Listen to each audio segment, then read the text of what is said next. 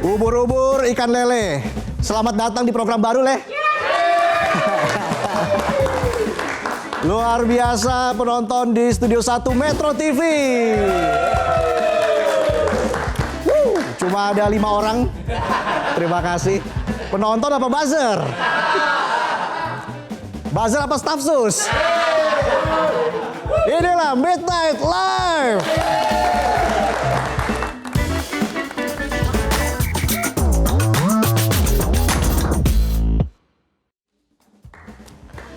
Pemirsa, breaking news. Baru 122 hari menjabat, Presiden Prabowo sudah melakukan reshuffle kabinet. Demikianlah breaking news. Terima kasih. Oke pemirsa, itulah informasi yang terhangat di hari ini. Kalau ibarat tim sepak bola, baru babak penyisian grup tapi sudah ada pemain yang dicoret dari line up. Jangan-jangan ada kendala bahasa di locker room. Biasanya kan seperti itu ya. Oke, korban pertama adalah Menteri Riset, Teknologi dan Pendidikan Tinggi Satrio Sumantri Brojonegoro. Ia dicopot sebelum sempat benar-benar menghafal semua sudut di rumah dinasnya. Penggantinya adalah Profesor Brian Juliarto dari ITB. Mudah-mudahan sosok yang satu ini lebih lama bertahan. Minimal sampai ujian tengah semester lah ya. Oke, lanjut lagi gimana? Kata orang, reshuffle itu seperti ganti oli. Kalau sudah seret mesinnya, ya harus diganti. Tapi kalau baru 4 bulan sudah ganti, ini olinya yang bermasalah atau mesinnya yang nggak cocok? Turun mesin. Harus turun mesin dan cuci kolong. Ya, biar bersih gitu loh, ngerti nggak? Cuci kolong biar bersih. Tidak hanya Menristek Dikti, ada 6 nama lain yang dilantik di reshuffle perdana ini. Buat menteri-menteri yang suka ceplas-ceplos, coba nanti dipikir-pikir dulu lah. Kalau buat statement di media gimana? Setuju nggak? Setuju. Sementara itu tidak jauh dari hingar-bingar reshuffle, para kepala daerah juga sedang bersiap untuk retret kepala daerah di Magelang. Tenang. Jangan dulu. Ini ada informasi yang paling hangat ini ya. Oke. Nah, retret ini dimulai besok. Iya, 1 hari setelah pelantikan hari ini. Jadi baru 1 hari kerja, langsung diajak liburan. Iya, gimana? Inilah kebijakan work-life balance versi pejabat. Belum kerja, sudah liburan. Dibayarin negara lagi. Dibayarin APBN. Tapi diharapkan setelah retret layanan ke masyarakat bisa lebih maksimal lagi. Dalam seminggu penuh, 481 kepala daerah akan berkumpul mendapatkan arahan langsung dari Presiden Prabowo dan mantan Presiden SBY. Jadi ini semacam ospek elit, di mana para pejabat diajari bagaimana menjadi pemimpin yang baik, atau setidaknya mereka tahu cara menyusun anggaran perjalanan dinas dengan rapih dan efisien. Yang menarik, acara ini membuat hotel-hotel di Magelang full book. Para turis yang mau menikmati Candi Borobudur harus rela minggir sejenak karena kota ini sedang diserbu pejabat. Ini mungkin pertama kalinya dalam sejarah politisi jadi alasan orang susah cari penginapan. Maaf Pak, penuh semua, nggak ada kamar. Kalau misalnya ya, di balik itu semua pertanyaan tentu adalah ada pertanyaan besar. Apakah reshuffle dan retret ini membawa perubahan nyata? Jangan sampai hanya buang-buang anggaran. Lebih baik buang semua puisi gimana? Buang semua puisi. Jangan sampai, tentunya retret ini jangan sampai buang anggaran. Kalau kata Donald Trump, bisa boncos gue. Jangan buang anggaran, bisa boncos gue. Jangan sampai juga hanya jadi parade kekuasaan yang rutin terjadi. Apakah kabinet yang baru ini akan membawa perubahan yang bisa dirasakan rakyat? Dan apakah para kepala daerah akan pulang dari Magelang dengan membawa strategi cemerlang? Atau hanya oleh-oleh bakpia Magelang?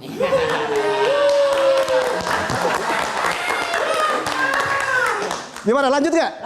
Oke, yang pasti rakyat cuma bisa nonton karena dalam politik kita bukan pemain, cuma penonton yang berharap pertandingan ini tidak berakhir dengan drama tambahan di injury time. Oke, kita lanjut ya ke informasi selanjutnya. Ada fakta baru ini pemirsa, bahwa kegelapan bukan hanya milik malam hari, tetapi juga di dunia maya. Ya, ada tagar Indonesia gelap mendadak menjadi trending topik di media sosial. Nah, ini yang menjadi pertanyaan. Tagar ini trending karena para mahasiswa yang sedang getol menyoroti kebijakan pemerintah yang dianggap merugikan rakyat, seperti pemangkasan anggaran pendidikan dan proyek strategis yang kontroversial. Menanggapi tagar Indonesia gelap, Ketua Dewan Ekonomi Nasional Luhut Binsar Panjaitan memberikan komentar yang cukup terang. Beliau mengatakan, kalau ada yang bilang itu Indonesia gelap, yang gelap kau. Bukan Indonesia. Wah, ini bahasanya first class citizen banget nih ya. Ada yang pengen jadi first class citizen? Mau dong. Menteri Sekretaris Negara Prasetyo Hadi juga menambahkan bahwa unjuk rasa adalah bagian dari kebebasan berekspresi, tapi jangan sampai membelokkan fakta. Beliau menegaskan secara soft spoken ya, mana ada Indonesia gelap, nggak ada itu. Itu inilah ya namanya kebebasan berekspresi, tapi tolong sekali lagi ya jangan membelokkan apa yang sebenarnya tidak seperti itu kan gitu. Mana nggak ada Indonesia gelap itu. Kita akan menyongsong Indonesia bangkit. Gitu. Tapi ada yang membelokkan ya Pak? Ada yang membelokkan. Kita sebagai bangsa harus optimis itu, ya. Harus optimis. Kita ini dalam satu perahu yang sama, dalam satu kapal yang sama kan gitu. Ya, jadi berilah kesempatan juga ya, pemerintahan yang dipimpin Pak Prabowo juga baru 100 hari, baru sekian bulan, banyak sekali masalah, tapi Anda perhatikan bahwa kita terus-menerus mencari cara, mencari solusi kan begitu. Bahwa itu belum bisa menyenangkan seluruh pihak, mungkin ada pihak-pihak yang masih belum bisa menerima, bagi kami pemerintah itu. Ya, di sisi lain aksi Indonesia gelap ini juga menarik perhatian media asing. Mereka menyebutnya sebagai Dark Indonesia. Wow, sebuah gerakan protes nasional yang melibatkan ribuan mahasiswa. Wah, jangan-jangan orang luar pikir kita lagi bikin film horor kali ya? Ya kan Indonesia juga terkenal dengan film horornya. Namun di tengah semua hiruk pikuk ini, pemerintah tetap optimis mengajak masyarakat untuk menyongsong Indonesia bangkit. Bangkit dari apa dulu ya? Jangan sampai kata-kata Fajar Set Boy keluar. Orang yang berjuang akan kalah dengan orang yang beruang.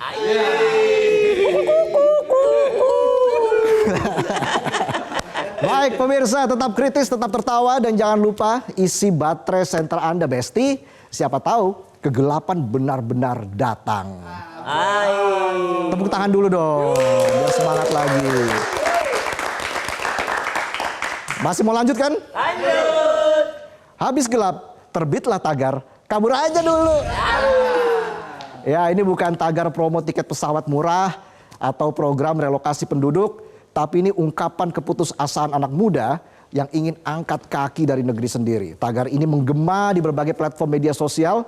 Isinya curhatan tentang mahalnya pendidikan, sulitnya cari kerja, dan gaji yang tidak sebanding dengan harga tahu bulat yang makin melonjak. Sepertinya banyak yang berpikir kalau harga diri nggak bisa naik, setidaknya kita bisa naik pesawat ke luar negeri. Tapi tenang, pemerintah sepertinya menanggapi aspirasi netizen. Nah, kalau teman-teman berpikir untuk pindah ke luar negeri, saya malah meragukan nasionalisme.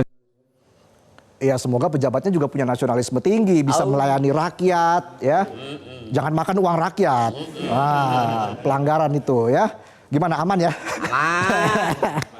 Oke, Wakil Menteri Ketenagakerjaan Immanuel Ebenezer berkomentar santai. Kalau perlu jangan balik lagi. Wah, ini pejabat atau Bapak Tiri ini galak amat. Istana juga tidak ketinggalan. Kepala Komunikasi Kepresidenan menegaskan pemerintah tidak melarang masyarakat merantau. Coba kita dengar selengkapnya. Soal kalau ramai kabur aja dulu bang. Kabur kemana? Ya kan ramai bang, hashtag kabur aja dulu bang. Ya, kalau mau merantau itu bagus. Mau merantau, tapi ingat kalau merantau negeri harus punya skill. Ya, kalau nggak punya skill nanti nggak bisa punya pekerjaan yang baik di luar negeri. Yang kedua, harus taat prosedur supaya apa? Tidak jadi pendatang haram, karena bagi besar lagi masalah juga. Ya. Kalau orang mau merantau kok boleh dilarang. Bisa jadi sebentar lagi akan ada program Merdeka Migrasi nih. Tapi ingat, kamu harus punya skill, jangan cuma modal sikil.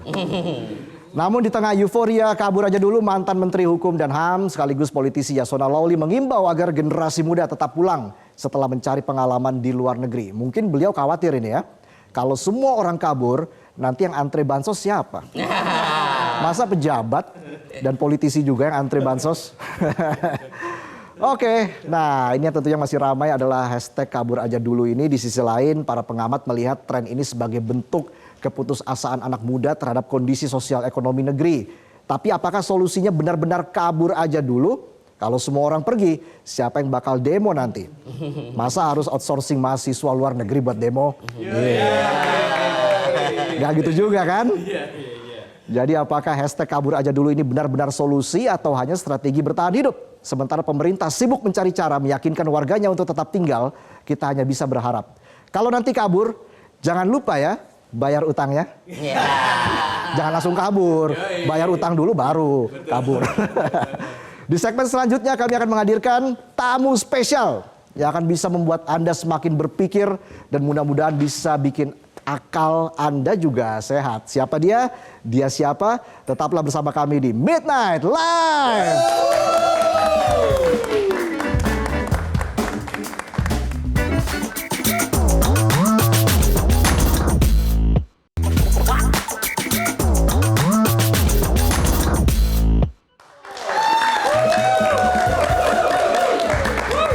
Pemirsa, terima kasih Anda masih bersama kami di Midnight Live dan tentunya pada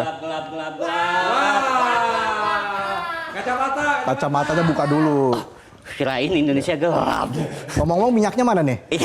Emang saya jualan minyak. Jadi ngapain bawa koper tong? Kabur aja dulu. Kabur dari istri apa kabur dari utang? Itu udah keseharian. Kabur kemana tong? Ke Magelang lah. Ke Magelang? Iya. Ada apa di Magelang? Kan banyak kepala daerah pada ngumpul. Oh, ada retret di sana. Ada ya? retret di situ. Ngapain kamu ke sana? Nyari dana lah. Kok nyari dana? Lah kan di sana pakai uang rakyat. Oh. Itu kan pakai duit negara dari Iya. APBN. Sebelumnya mau patungan APBD APBN, tapi akhirnya semua difasilitasi oleh APBN. Seperti itu. Pantesan. Saya di sana pengen nyari duit, kayaknya kesimpan semua tuh. Jadi nggak jualan minyak nih ya? Nggak jualan ini saya mau. Jadi saya kesana nyari dana. Saya mau kabur aja dulu. Cuman karena nggak ada dana nih, kabur aja gelap. Mana nih? Oke deh, tapi kamu retret jangan lama-lama ya. Kenapa sih? Air di rumah saya mati, kamu tahu gak? Bapak suara, Bapak suara kayak gitu kenapa? Ini lagi pakai AI. Oh, pantesan. Ya, kamu kurang ajar kamu ya. Bapak jangan marah-marah mulu. Kalau Bapak marah-marah, ntar di-reshuffle. Ah, jangan dong, jangan dong. Aduh, Gimana jangan dong? Aduh, jangan. Bapak kalau marah-marah gini kayak banyak masalah nih. Iya, memang sih. Akhir-akhir ini saya banyak pikiran. Saya punya teman yang bisa menyelesaikan solusi masalah dari kehidupan Bapak baik pun negara dengan akal sehat. Wow. Itu boleh. Penting gak tuh? Penting banget buat saya tuh. Mau saya panggilin? Ya. Bung Rocky. Ini Tong. apa kabar? Ayo, baik dong. Apa kabar? Ngapain salam Bung? teman nggak? Silakan. Oh iya, Bang. Ceritanya. Oh, ini Tong. Ini teman saya. Apa kabar baik? Ya, kabar saya itu sekarang ada pada suasana yang menggambarkan hutan, tetapi tidak pernah dieksploitasi oleh oligarki itu. Oh, Itu kabar saya. Tong, sini. Katanya ngundang Rocky Gerung. Yang datang kok Budiman Sujatmiko. Kalau Rocky Gerung, dananya kurang. Ini saya bawa yang KW dulu. Yang KW dulu ya. Oke, enggak apa-apa. Oke. Dia kalau ikut lomba, lomba mirip Rocky Gerung. Rocky Gerung juara 2, dia juara 1. Oh iya benar. Gimana? Oke, jadi mau retret langsung ya? Saya langsung jalan ya, lihat lah. Hati-hati ya. Kesana atau sini nih? Kesana aja lah. Oke. Ada ongkos? Ada ongkos nggak? Ada. Oke, tepuk tangan buat Rizky. Bapak sehat. Silakan duduk. Oke, terima kasih. Bung Rizky. Luar biasa kehadiran Bung Rizky ini ya. Yes. Mirip sekali dengan Rocky Gerung ini Bung Rizky ya. Ya itu tentu sudah tervalidasi itu oleh yang Sudah asli. tervalidasi. Bahaya. Memang diksinya banyak sekali ya. Ya diksinya seperti Rocky Gerung, tapi wajahnya seperti Fufu Fafa katanya.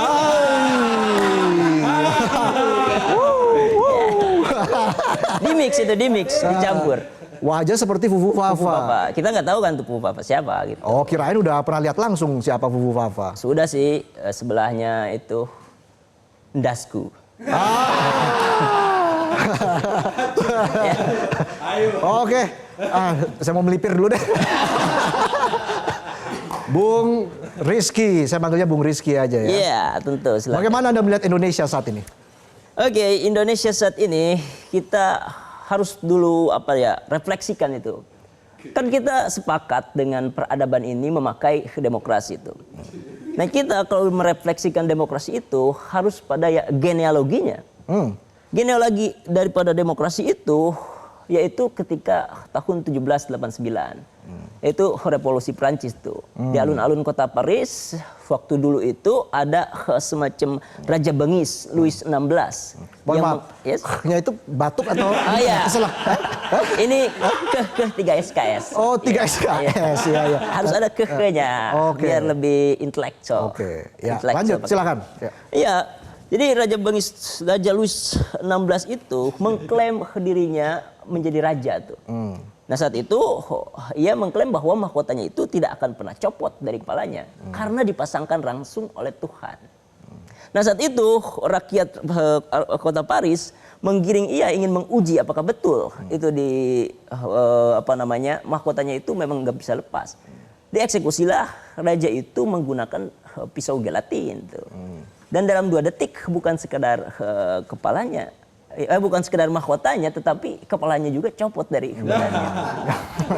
Itu adalah demokrasi pertama tuh, yang mengungkapkan nilai egalite, liberté, dan fraternité. Fraternité ya. Wah, luar biasa. Bagaimana pendapatnya penonton nih? Mirip nggak? Ini KW super ya. Kalau Oke. ditanya tentang Indonesia saat ini, tentu suram tuh. Kenapa Atau suram? Ya karena kalau kita merefleksikan dengan genealoginya itu sangat jauh poin-poinnya itu tuh. Oke, dengan ada tagar Indonesia gelap misalnya, Yes. itu bagaimana Bung Rocky melihat ini? Kenapa ini bisa terjadi? Tadi Otong pakai kacamata hitam tuh kayaknya. Ya. Jadi gelap ya. Saya nggak bisa gimmick ini. Gimik itu. Iya gimmick ya. Jadi Indonesia gelap itu sebetulnya itu adalah bentuk ekspresi dari teman-teman mahasiswa dan kalangan-kalangan masyarakat yang kecewa dengan berbagai macam kebijakan dari pemerintah tuh.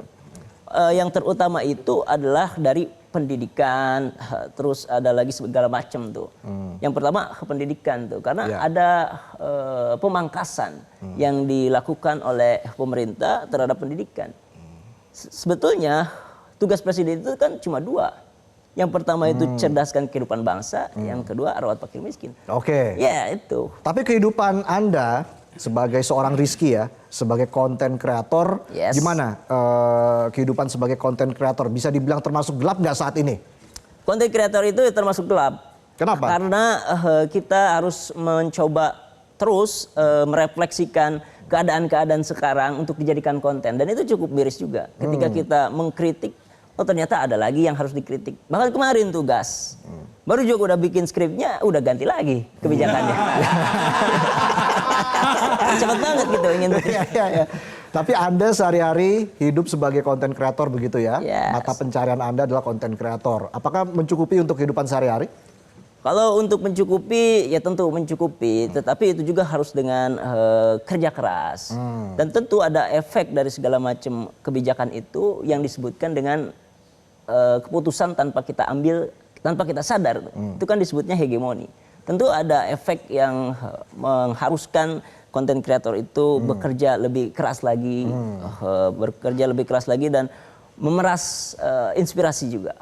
Oke. Gitu. Nah, ada juga hashtag kabur aja dulu. Oke. Lalu juga tanggapan pemerintah kan tadi kita sudah mendengar bersama seperti apa ya. Yes. Ada yang bilang ya udah pergi aja begitu. Ada juga ya macam-macam lah yang mengatakan seperti misalnya soal first class citizen, kalau di luar negeri itu jadi second citizen, second class citizen begitu. Bung Rocky, bagaimana melihat tanggapan pemerintah selama ini terhadap hashtag kabur aja dulu?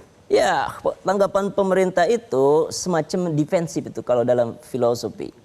Defensif seharusnya ya benar aja itu. Kan hashtag itu kan bentuk dari ekspresi masyarakat kita kan. Kabur aja dulu tuh. Karena apa? Karena biaya hidup yang susah, mendapatkan pekerjaan yang sulit. Itu jadi ada hashtag kabur aja dulu. Mohon maaf, ini udah ngos-ngosan atau tadi sambil siul tadi ngomong sambil siul bisa ngomong sambil siul begitu ya? Bagaimana caranya tadi Bung Rocky? Gini, tiupan 3 SKS itu. 3 SKS, tiupan 3 SKS. Oke. Iya, jadi itu merupakan bukan sekedar tren hashtag itu, tetapi adalah wajah dari cermin yang menggambarkan retaknya negara kita dalam memfasilitasi masyarakat kita untuk sejahtera. Itu dalilnya tuh. Bagaimana agar bangsa Indonesia ke depan bisa sejahtera? Kita harus mengembalikan atau merekonstruksi lagi pengertian dari demokrasi tersebut tuh. Karena kan kita sepakat dengan demokrasi. Kalau sekarang ya demokrasi itu hanya sekedar prosedural aja. Harusnya demokrasi itu ya sesuai atau banyak substansi dan esensinya di situ. Oke, baik. Itu tadi penjelasan dari Bung Rocky ya. Bung Rizky, Rocky Gerung KW ya. Ya. Kalau misalnya Anda impersonate Rocky Gerung lagi merayu wanita seperti apa coba? Kan dari tadi kan sepertinya banyak sekali diksinya ya. Coba sekarang. Kan Rocky Gerung itu ya apa namanya filosofis. Sering menggunakan juga Plato. Nah menurut Plato, cinta itu meninggalkan setengah jiwa. Nah kalau ada penonton, itu bisa melengkapi jiwa saya. Setelah itu ditolak. Nah, setelah itu ditolak gimana? Setelah itu ditolak. Ya memang saya tidak bisa menggombal dan memberikan kata-kata. Tetapi kalau senyummu itu memang saya sebutkan manis dan mengubah dunia saya, itu memang dirimu memang seperti itu faktanya tuh. Bicara yang real aja ya. Iya. Kata-kata hari ini mungkin dari Bung Rocky, Bung Rizky Gerung. Kata-kata hari ini, dengan semua macam empirisme yang kita alami hari-hari ini. Empirisme, ya, luar biasa. Ya, kamu bisa menjauhi realitas, tetapi realitas akan mengikutimu. Itu poinnya tuh. Wow, boleh tepuk tangannya dulu dong. Bung Rizky Gerung, tentunya harapan kita adalah harapan yang terbaik untuk bangsa Indonesia ya, Bung Rizky ya. Nah, biasanya kalau misalnya di rumah tuh, apa saja yang dikerjakan oleh Bung Rizky? Selain impersonate Rocky Gerung begitu kan, mungkin ada aktivitas lain yang dilakukan oleh Bung Rizky. Sudah lulus kuliah sejak tahun? Sejak tahun 2020 tuh. Selama ini jadi konten kreator terus ya? Iya, jadi konten kreator. Sebelum saya lulus, saya udah jadi konten kreator di salah satu YouTuber itu. Di asal Cikampek, ya. Dan viral juga di kampus. Ya, di kampus itu sering menggunakan intonasi Rocky Gerung di dalam forum-forum diskusi itu. Itu sempat mana nih si Rocky Gerung KW gitu. Itu belum dikontenin itu, tetapi setelah tahun 2023 2024 Maret saya coba untuk mengkontenkan itu secara rutin. Pernah ada yang ajak main film nggak? Main film ada. Oh ada? Iya. Wow, luar biasa ini. Ya, dari konten kreator lalu ada yang mengajak Anda untuk main film ya? Yes ya. Semoga sukses, ditunggu filmnya ya. Amin ya, terima kasih. Bung Rocky, Bung Rizky Gerung. Saya sampai ketukar terus nih. Tepuk tangan sekali lagi untuk Bung Rizky Gerung. Luar biasa, terima kasih. Sama-sama. Bung Rizky Gerung, sehat selalu ya. Amin. Pemirsa, tetaplah bersama kami di Midnight Live.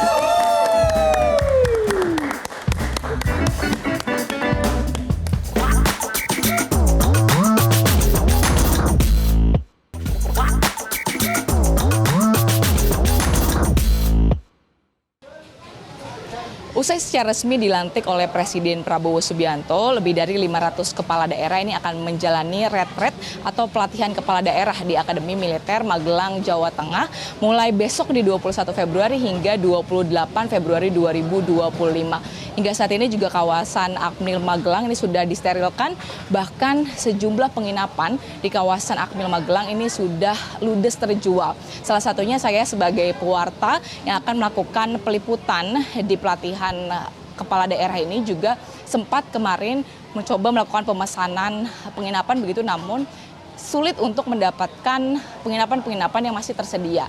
Nah, kira-kira bagaimana tanggapan untuk warga Magelang sendiri terkait dengan diadakannya retret atau pelatihan ini? Kita akan langsung menanyakan kepada salah satu warga yang sedang asyik begitu ya menikmati hidangan di alun-alun Magelang, Jawa Tengah. Halo Bapak, selamat malam. Malam, Dengan Bapak siapa ini? Arai Sandi. Oke. Pak Arai, tahu nggak retret itu apa? Retret itu penyucian jiwa. Ya.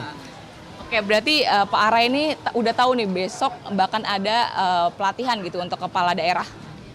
Ya sudah tahu setelah dilantik di Jakarta nanti ada pelatihan di Akmil Magelang ini. Pak, ini kan hari ini itu bisa dibilang sudah ludes terjual nih buat penginapan-penginapan yang ada di Magelang sendiri. Nah, tanggapan Bapak nih untuk para kepala daerah yang akan menjalani retret besok ini seperti apa? Ya kami harap setelah diadakannya pelatihan retret ini, setiap kepala daerah yang setelah dilantik akan memimpin daerahnya menjadi lebih makmur, lebih maju dan tetap menjaga persatuan dan kesatuan di Republik Indonesia ini. Oke, terima kasih banyak Pak Arai atas waktunya. Yaitu dia tadi tanggapan dari salah satu warga Magelang. Kayaknya kurang afdol kalau kita tidak nanya kepada salah satu pedagang dan bagaimana dampak ekonomi dari adanya penginapan yang full book begitu hingga tidak adanya orang yang mungkin kesulitan begitu untuk mencari penginapan juga di Magelang untuk saat ini hingga di tanggal 28 Februari 2025. Kita akan menanyakan kepada salah satu pedagang di sini ya. Halo Ibu, selamat malam. Halo juga, selamat malam Mbak. Dengan Ibu siapa ini? Sama Bu Rani. Oke, Bu Rani.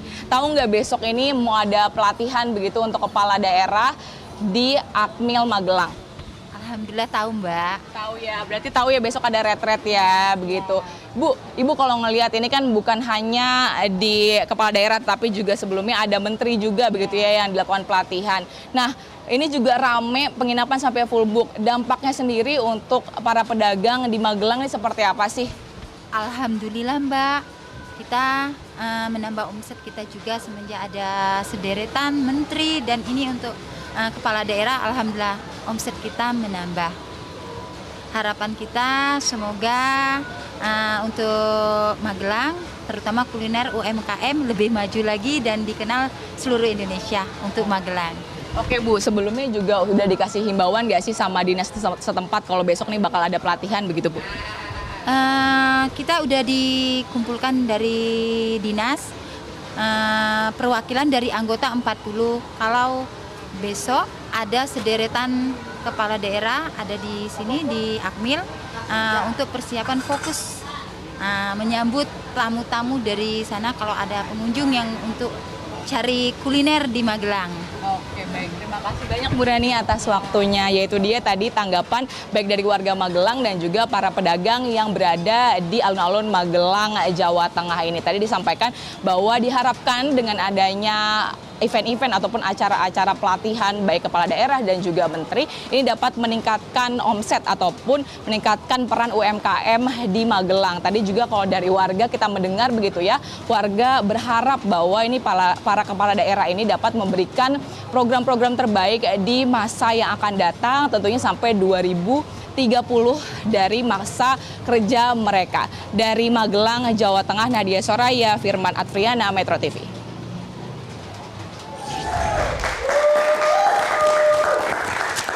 Ya pemirsa, itu tadi liputan dari Nadia Soraya. Kalau melihat Nadia, saya ingin bilang Nadia hati-hati ya. Oke, terima kasih liputannya Nadia Soraya. Dan tentunya ini kita sudah memasuki segmen yang ketiga. Loh, Tong. Hah? Kok udah di sini aja, Tong? Ya itu kan tadi udah denger sendiri. Penuh penginapan. Jadi nggak jadi retret nih kamu? Ya, apalagi yang budget gocapan nggak ada habis. Mana ada budget gocapan buat Siapa hotel? tahu ada, saya cuma bawa pas-pasan. Tapi tenang, saya bawa kabar gembira. Wah, kabar apa nih? Iya.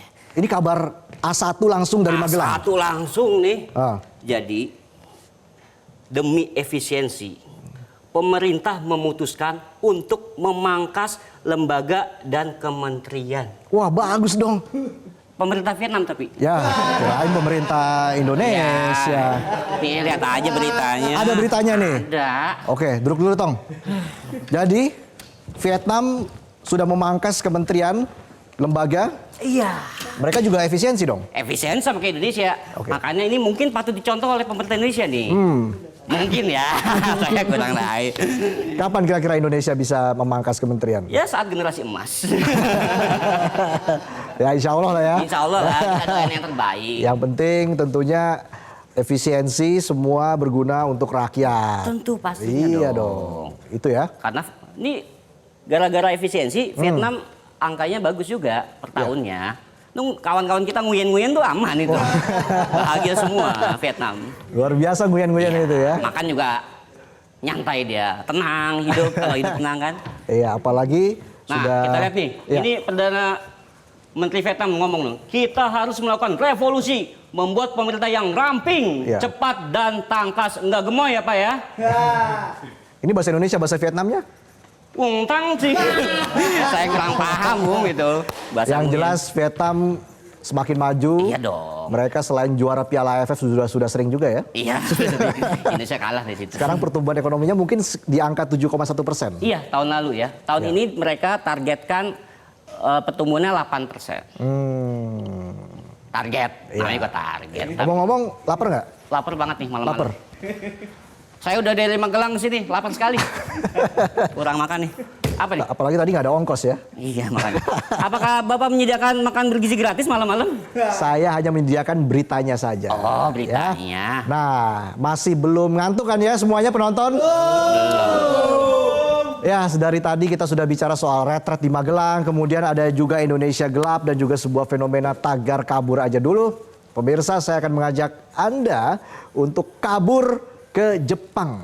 Bukan Jepang beneran ya, tapi ini kuliner khas Jepang di seputaran Melawai, Jakarta Selatan. Tempat makan ini menyediakan menu ala Jepang yang pastinya akan menggugah selera para pemirsa Midnight Live. Tentunya makanan ini pastinya bergizi dan rasanya juga pasti enak. Gimana? Sudah nggak sabar ya kan? Kita ikuti Konita, jalan-jalan kuliner di Fuji Sushi Melawai. Halo pemirsa Metro TV.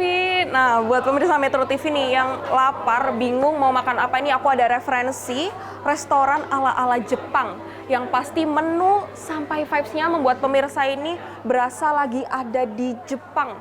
Nah, pemirsa menariknya lagi nih, kalau misalnya pemirsa makan di restoran ini, pemirsa bisa menikmati hidangannya dengan langsung melihat chef menyiapkan hidangan tersebut. Nah, penasaran nggak sih ini di mana? Oke pemirsa, ini itu ada di restoran Fuji Sushi, tempatnya ada di Jalan Melawai nomor 109 Jakarta Selatan. Nah, oke pemirsa, kalau misalnya pemirsa bisa melihat ya di layar kaca pemirsa, ini ada tuna yang ada di tengah-tengah ini. Katanya nanti ini akan ada sesi tuna cutting show. Nah, penasaran nggak sih pemirsa nanti tuna cutting show ini kayak gimana? Aku mau lihat.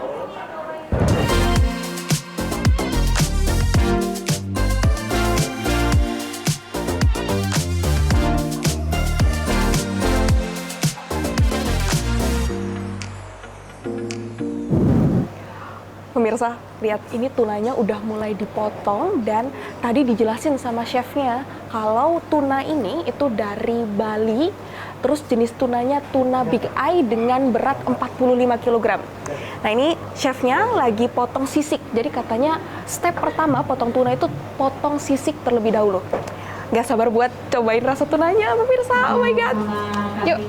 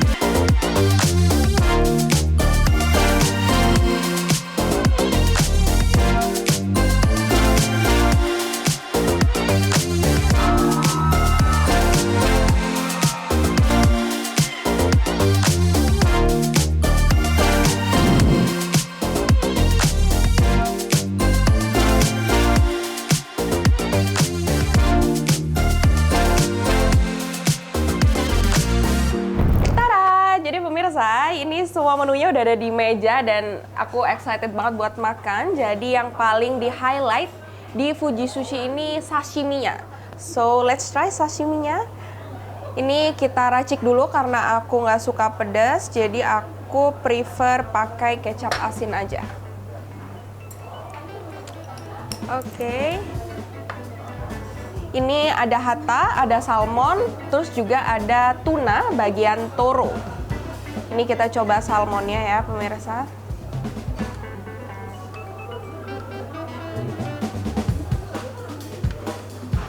Seger banget, enak, yang pastinya rekomen. Terus aku mau coba ini potongan dari daging yang nempel di tulang ikan tuna.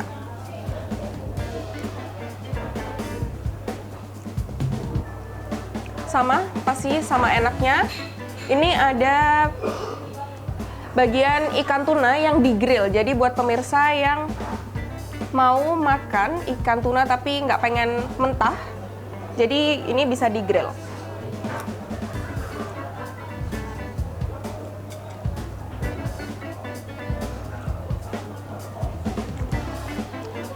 Yang pasti enak, terus juga rasa grillnya terasa banget. Yang pasti semuanya 10 out of 10, 10/10. Dan recommended banget buat pemirsa. Jadi buat pemirsa yang mau datang ke Fuji Sushi, ini pastinya yang paling direkomend adalah sashimi. Terus ini juga ada sushi, terus ini ada fried dan ada telur yang di steam. So aku mau ngelanjutin makan pemirsa karena aku udah nggak sabar banget pengen ngabisin semuanya. Oke? Dari Jakarta, Konita Rahman, Maulana Ridwan, Metro TV. Bye-bye! Iya, itu dia liputan Konita di Melawai nyobain makanan Jepang, sushi. Gimana, tambah lapar nggak, Tong? Justru saya lihat Konita aja udah kenyang. Maksudnya lihat liputan Konita aja udah kenyang. Udah kenyang kan, lihat liputannya kan? Iya, menarik loh ini. Menarik. Makan sushi di sekitaran Melawai. Melawai. Bung, tuna merupakan ikan yang tidak pernah kredit. Oh ya? Karena selalu bayar tuna. Tunai.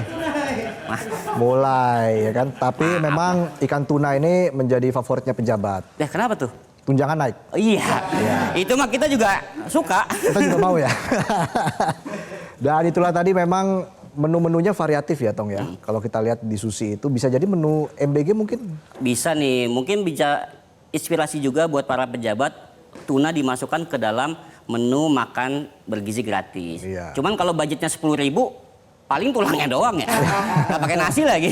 Iya, jangan dong. Yang Jangan penting ya. tetap variatif ya. Variatif. Menu-menu MBG agar anak-anak juga semangat Gizinya terpenuhi makannya. juga sesuai Gizinya dengan- juga terpenuhi. Iya. Oke, kami akan kembali dengan sejumlah informasi lain. Ada informasi penting ini, Tong, soal korupsi. Kalau tentang korupsi, saya angkat barbel dah. Angkat tangan. Iya ya. maksudnya, nyerah saya. Jadi ninggalin saya aja Ya nih? kan saya mau retret ke Magelang. Jadi retret? Iya. Yaudah, Oke. saya cabut dulu dah. Oke. Ada ongkos? Nggak ada. Makanya Nanti saya transfer. Oke. Oke, ya. Thank you, Thank you. Tong ya. Yuk. Oke, pemirsa Midnight Live akan kembali lagi. Tetaplah bersama kami di Midnight Live.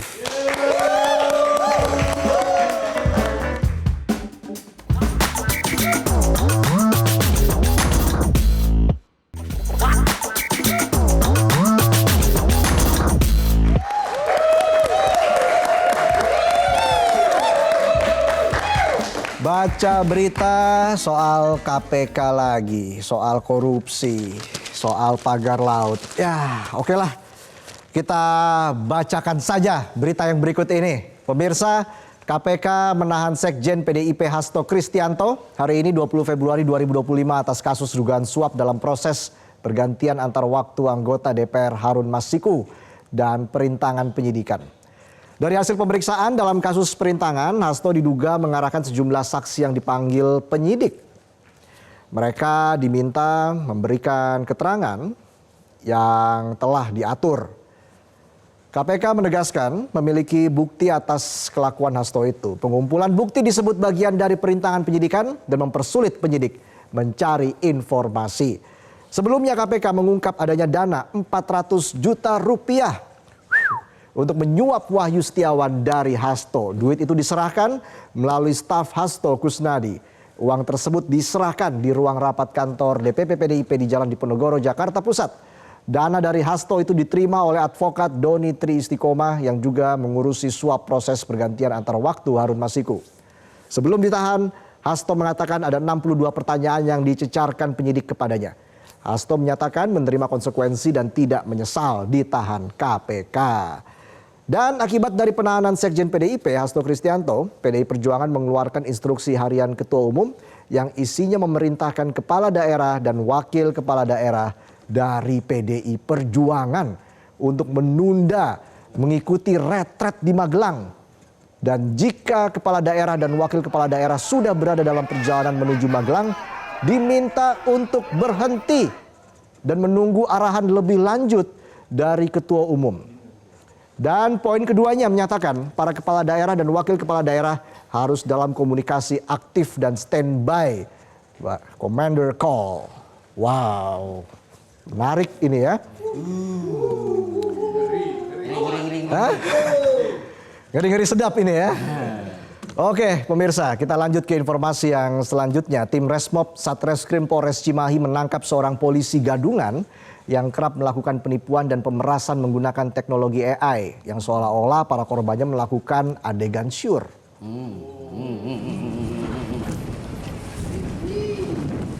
Tanpa melakukan perlawanan, Iza Mahendra, seorang pemuda asal Lampung ini diciduk tim Resmob Satreskrim Polres Cimahi.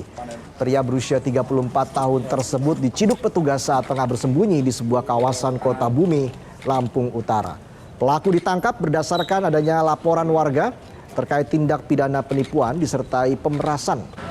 Dalam menjalankan aksinya, pelaku bertindak sebagai polisi gadungan yang memeras korban, terutama perempuan. Tidak hanya sendiri, dalam menjalani aksinya pelaku dibantu sekaligus dikendalikan dua rekannya dari Lapas Lampung Timur, yaitu Zulkarnain dan Misti.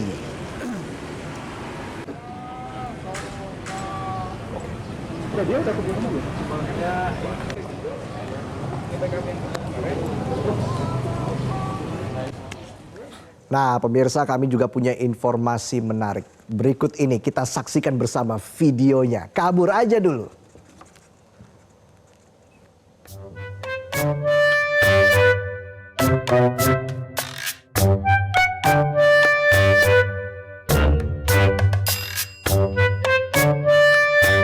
Kenapa Yang?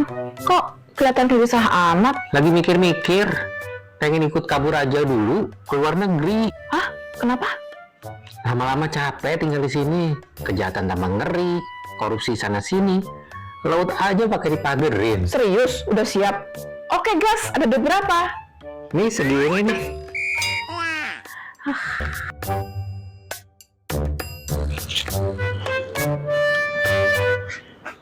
Yakin Yang pindah ke luar negeri? Ingat cicilan sama utang di bank. Hehe, sekalian kabur dari itu semua. Utang jadi mau mati.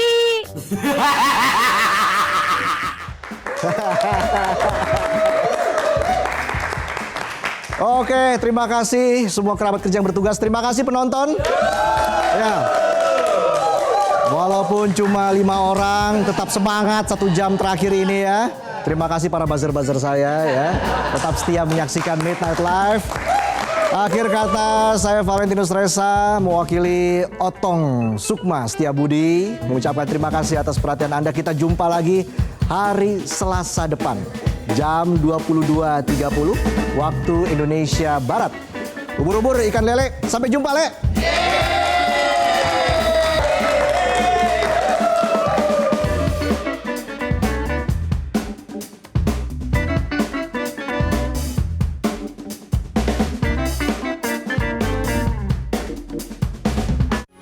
Metro TV,